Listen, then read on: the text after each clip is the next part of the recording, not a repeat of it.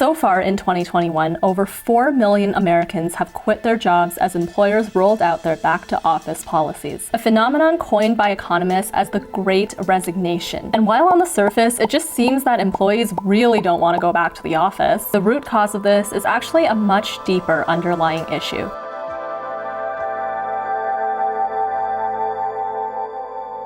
Hey everyone, it's Caitlin here. If you're new to this channel, I document my personal finance journey to provide inspiration for young professionals who are looking for more meaning in work and life. So if this is something you want to tune into, consider subscribing so that together we can be financially free faster, do more meaningful work, and lead more fulfilling lives. The I quit trend certainly did not happen overnight. Even prior to the pandemic, the vast majority of the workforce has already been living in silent agony working at their jobs. But as we may realize by now, the crisis mode brought forward by the pandemic has only just brought truth to the surface, and the truth of high employee disengagement is no exception. These resignations are happening across the board, including from service workers, blue-collar workers, and white-collar professionals. Now, at first glance, many recite the unwillingness to return to the office as the culprit. But when you take a closer look, you realize that these same people were probably about to quit their jobs anyway. The anticipation of going back to the office is just a trigger, a tipping point that motivated people to finally submit their resignation, which points to a much bigger issue known as the employee experience. This is the set of 7 things that an individual will face or witness during their time with a company. This includes 1, their degree of engagement in their work, 2, whether or not they see purpose in their work, 3, whether or not they have a sense of belonging, 4, whether or not they are optimistic about their future with the company, 5, whether or not they feel productive, 6,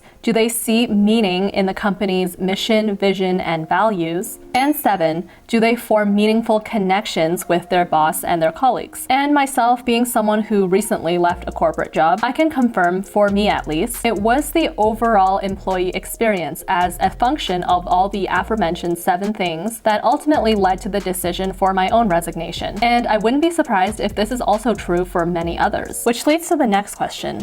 Why do 85% of the workforce have such a bad employee experience? Sure, we can cite the obvious things like toxic working culture, office politics, burnout, not liking your boss, or just having a lack of meaning in the work that you do. But by looking deeper, there seems to be a massive disconnect between employee and employer perceptions. A survey done by Monster shows that 95% of workers are currently considering changing jobs, and 92% are willing to switch industries to land a new position. But on average, human resources and C-suite leaders expect that only 8% of their employees will quit once pandemic restrictions are lifted, and a quarter of the employers surveyed believes that no one will quit. Traditionally, it was obviously the employers that had the leverage in a job interview. However, tides are now turning in favor of candidates as employers are facing a global labor shortage. On top of that, employers are currently in a business environment that's getting more competitive by the minute, and specialized talent such as coding or digital marketing is becoming much more in demand and less replaceable. In the Gilded Age, the majority of the workforce was made up of factory workers doing mundane tasks. This type of work made labor very easy to replace. But today, one of the biggest, if not the biggest asset of any organization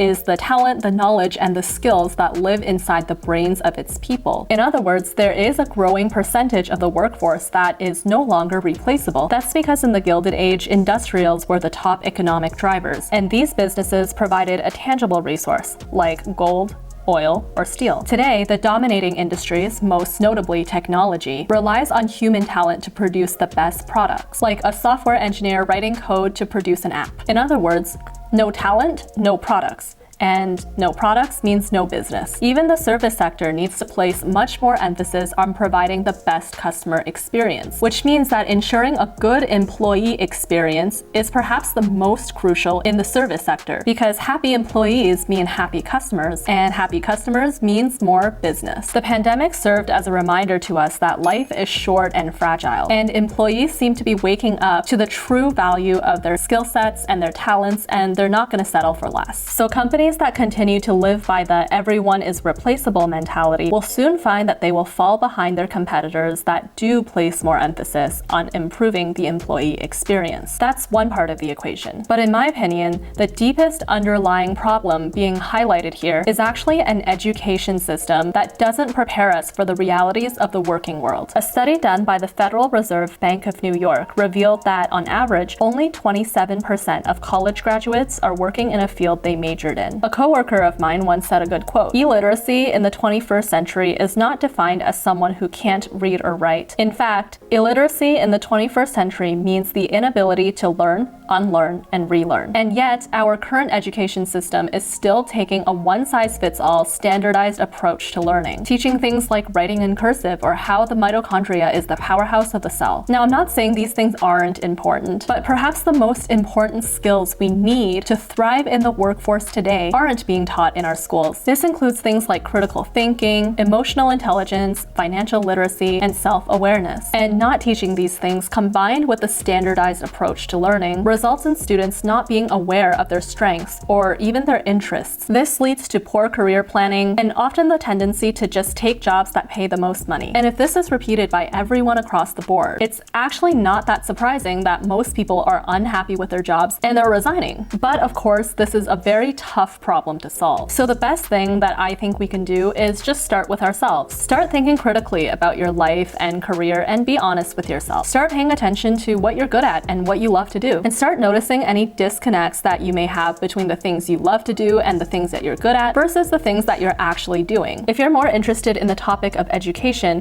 I recommend that you check out this video by Long Story Short, which talks about how we can take a personalized approach to learning so in the future we can avoid things like the Great Resignation. The link is in the description. So if you want to join me and follow me on my personal finance journey to get inspired in your work and life, consider subscribing to this channel. And if you found value in this video, then please gently tap that like button. I hope you enjoyed this video and I hope that you found it valuable. I'm Caitlin. Thanks for tuning in and we'll see you next time.